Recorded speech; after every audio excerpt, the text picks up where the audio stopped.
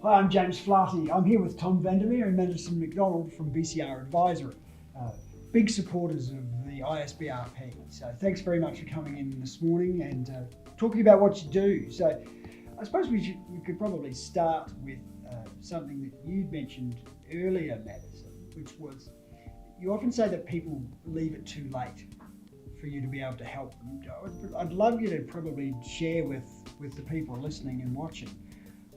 What do you mean? Is it like, do people kind of take too long, or they sit on the problem, or what do you mean when people are? I mean, I wouldn't say necessarily that they leave it too long for us to be able to help them, but I think sometimes they leave it so late that they're removing themselves from taking other opportunities like the SBR.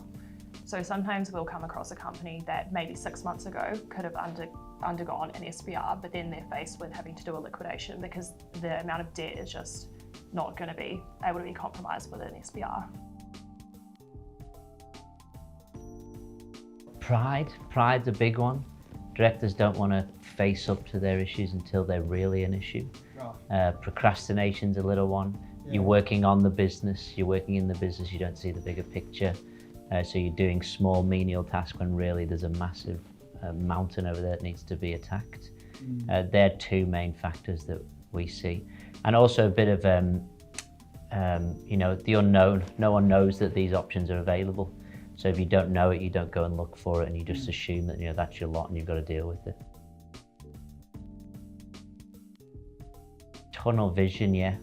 You've got a great carpenter who sets up a carpentry business. He's a great carpenter, he's not a great business owner, or he's not a great director. He doesn't know all these other issues, so he's reliant on advisors, and maybe he picks the wrong advisor, or maybe he picks an inadequate advisor that doesn't know the options that are out there. They can all, mass up and become a massive issue for these directors. Yeah, hugely. I think it doesn't matter what appointment they're taking on, even with a liquidation. I think sometimes people are just happy that they don't have to deal with that worry anymore. Someone else comes in, takes it on, and then with a small business restructure, they'll be facing these huge problems that have been stressing them out for such a long time. And then when we can give them a positive outcome, it takes a huge amount of stress away from them. Yeah, it was to bridge the gap between business owners, directors, and liquidators. Typically, liquidators are seen as, the boogeyman, they're seen as the grim reaper, the closure of companies, the bringer of death to the corporate world. Corporate undertaker. The corporate undertaker, but that's not the case anymore. There's really been, rebranding of what a liquidator can do, specifically in the fallout of COVID with those small business restructurings that Maddie mentioned. We can now offer solutions to directors where they get to save the company rather than just, let's terminate the company and wind it up. It's nice to save the people that, deserve to be saved. Those ones that have fallen into that position through no fault of their own, where you can see that they've, done it hard, they've suffered. To give them a lifeline out of it is quite rewarding, actually. Yeah, that's the main stick. No one wants to call a liquidator. Everyone wants to call a restructuring practitioner. Right. No one wants to call a morgue, but they're happy to call a hospital. That's right.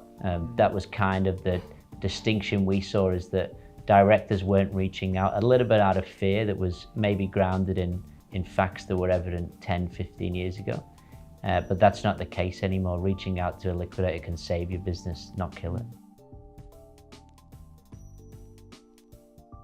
Depends on who you ask. Yeah. Some people may say you do good LinkedIn posts, or you get to put it on your website for the previous number one.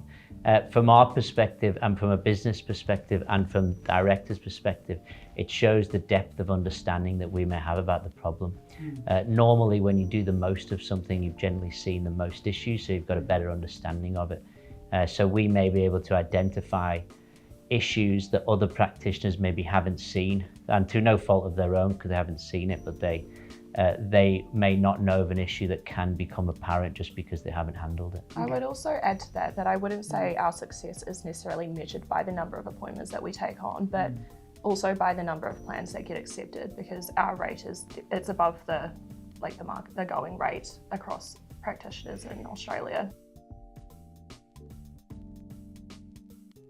The restructuring practitioner is appointed, and then we work alongside the company to put forward a restructuring plan to creditors, and so they can either resolve to accept it or reject it.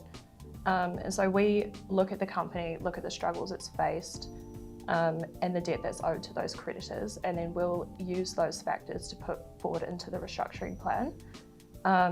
So we want to put forward a plan that is most likely to be accepted, but then we also need to balance that with what's going to give the best outcome to the company, because we want to see it move forward and succeed in the future. Oh, look, there's a lot of pre-insolvency advisors that are out there. Yeah. And you have to be wary, because there are people that will prey on people that are in, positions of vulnerability. The most important thing is going to someone you trust. Typically that is your accountant or your solicitor, and they'll refer you to someone that they can trust and you can rely on that. In failing that, the other thing is friends and family. A lot of people we've seen have come through a friend of a friend, because people trust their friends, so they would trust the advice that they give. Thanks, Tom. Thanks, Madison, for coming in and talking today from BCR Advisory. Big supporters of the ISBRP. Thanks again. No, thank you, for James. having us.